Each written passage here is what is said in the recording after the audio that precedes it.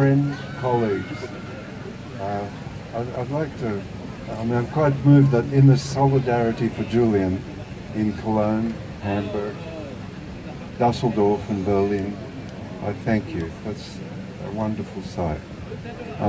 Julian is now been 9 years locked up.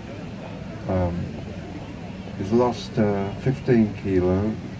He's in a maximum security prison, 22 hours a day or 22 and a half hours a day in a cell, solitary confinement, for the last 50 weeks, just 2 visits for 2 hours per month. You can imagine, if you will, just 2 hours in 30 days to see your friends, and the rest of the time locked up in a cell.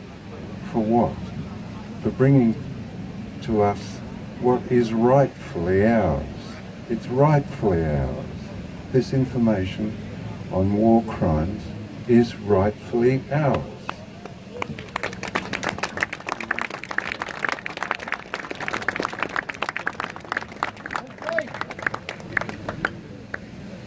Now, this is developing slowly into a tragedy, and this tragedy is deliberate. Julian is under extreme psychological pressure, and as a consequence suffers anxiety and physical decline. But Nils Melzer, the rapporteur on torture for the United Nations, a special rapporteur, visited Julian in Belmarsh prison with 2 medical people who are expert on divining, on seeing the results of torture, and concluded that Julian showed all the symptoms of ceaseless torment, and that he ought to be freed straight away. Friends like here gathered today can stop this. Just a little more about the origins of Julian's situation. The United Nations gave Julian asylum. When you get asylum, you fall under the conventions of asylum in the United Nations, which the United Kingdom and Germany and my country, Australia, are signatories to.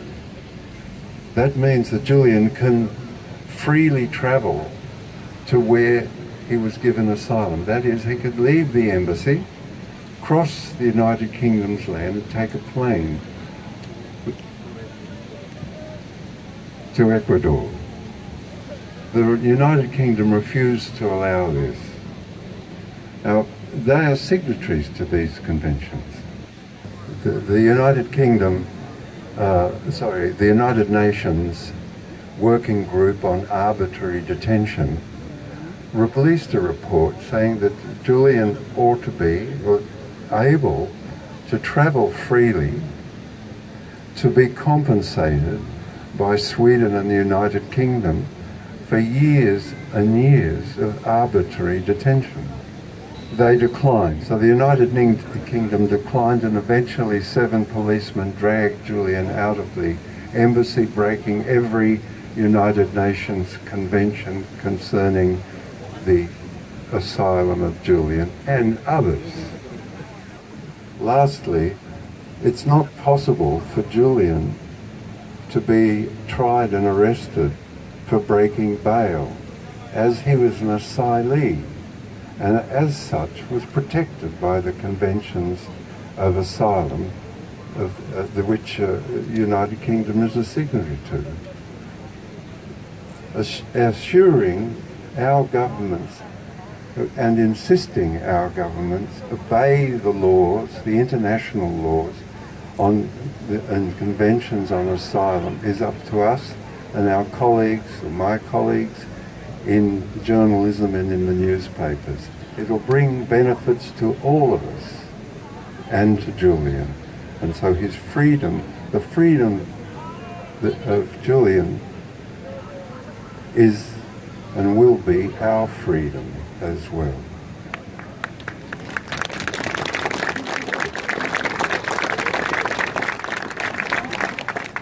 Es ist an uns, dafür zu sorgen, dass das eingehalten wird und dass wir unseren Regierungen Dampf machen, dass sie wissen, woran sie sich halten müssen. Und das müssen wir und unsere Kollegen und Freunde, wir alle tun. Das wird uns allen nützen, unserer aller Freiheit und der Freiheit von Julian. Lastly, I thank you all for your courage and solidarity, all these good, strong faces that I can see before me. Thank you, and together we will win this.